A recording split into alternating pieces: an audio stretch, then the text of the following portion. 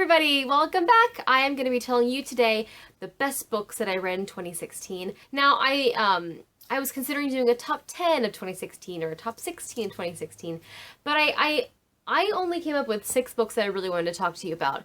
There's definitely at least 10 books that I'm sure I gave a 5-star rating to, but just because I gave it a high rating doesn't really mean that I consider it one of the best books of the year. You know, as you know, when you rate a book, a lot of it is just how you feel in the moment. And sometimes, I'll go back to a book that I rated really high and I'm reading my review and I'm remembering the book and I'm comparing it to other books that I read and I'm like, well, maybe that's not so great. Maybe it really didn't deserve that rating.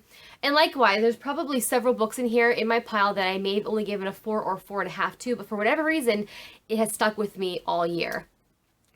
So, as we all know, the star rating system is kind of arbitrary. So, I didn't want to just come up with 10 or 16 books just to come up with some number that I had to talk about, even if I didn't really feel that way about the book. So I just picked the books that I loved, and I was like, however many that comes out to be, it's how I'm going to talk to you about. So I've got 6 books, and I guess we'll just start with what I see over here first. So the first book that I want to talk about today is The Nest by Kenneth Opel. I'm pretty sure it's like a middle grade book.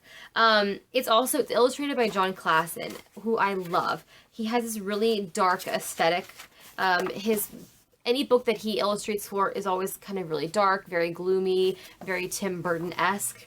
So I'm thinking that was going to set the tone for the whole book, and I was right. Basically, what this book is about, it's about a young adolescent boy, maybe he's early teen. They never, I think, really come out and say his age, but his family just had a new baby brother, and he's a newborn. He's only not even a month old, and he's incredibly ill, incredibly sick, and the parents don't know how long he's going to live for. They don't know he's going to be affected, how he's going to be affected as an adult, if he's going to live to adulthood. They don't know. But anyway, that's how the story starts, and then the teenage boy starts having dreams at night that he is speaking to a wasp queen outside their house.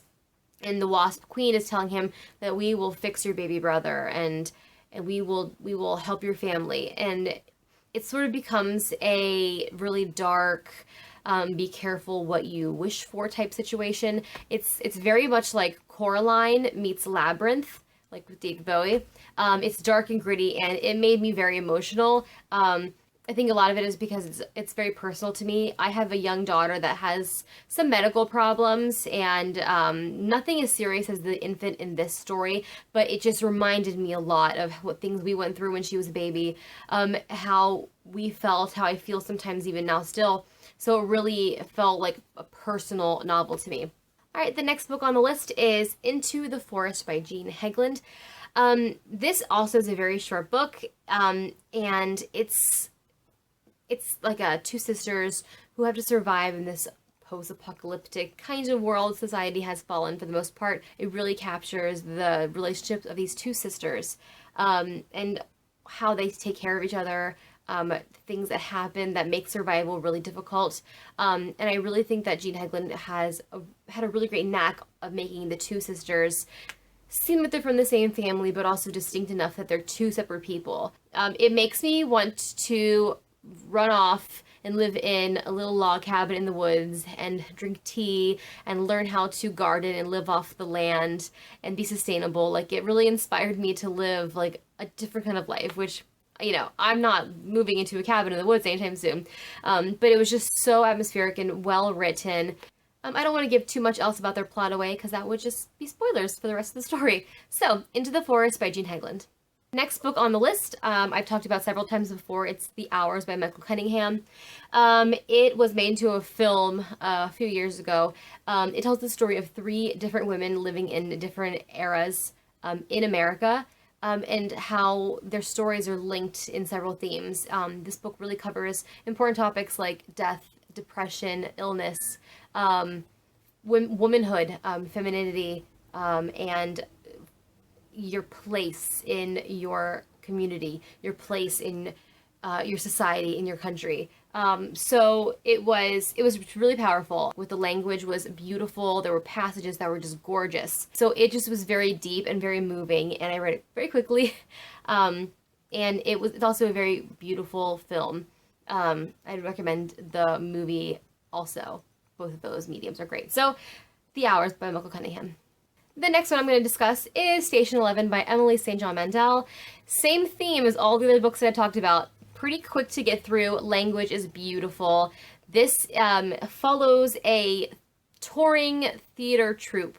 This is in like some not so distant apocalyptic future where everything is kind of run down and, you know, society kind of has fallen. And this troupe travels across the American wasteland performing for towns and for cities and people who need that sort of connection to the arts. And it's a really cool juxtaposition, you know, when society is at its worst. You know, what do we turn to? We turn to art, we turn to laughter, and we turn to humor, and we turn to the theater. And even in this futuristic post-apocalyptic world, that will still enliven people. It dips back and forth between timelines, current, past, future, and you really get to see a lot of different characters, and the characters are all really distinct. Sometimes it can be really confusing, I know for me at least, to read through a book with a lot of characters. I feel bogged down, but I didn't feel that way at all in this book. I did want to talk to you about a book that I don't have because it was a library book, and it really pained me to give it back, but it is Bird Box by Josh Malerman. And it's kind of the same thing as some of the other books. It's this future kind of post-apocalyptic world in which people are forced to live in their houses with their blinds shut and nailed together. No one's allowed to look outside. No one's allowed to go outside with their eyes open. If you do venture outside, it's either you have blinded yourself or you wear a blindfold, because there's something lurking outside that has spread across the country and across the world, that when you see this person, object, animal, thing, whatever, it makes you go mad, and you kill other people around you and yourself in these horrible, violent ways.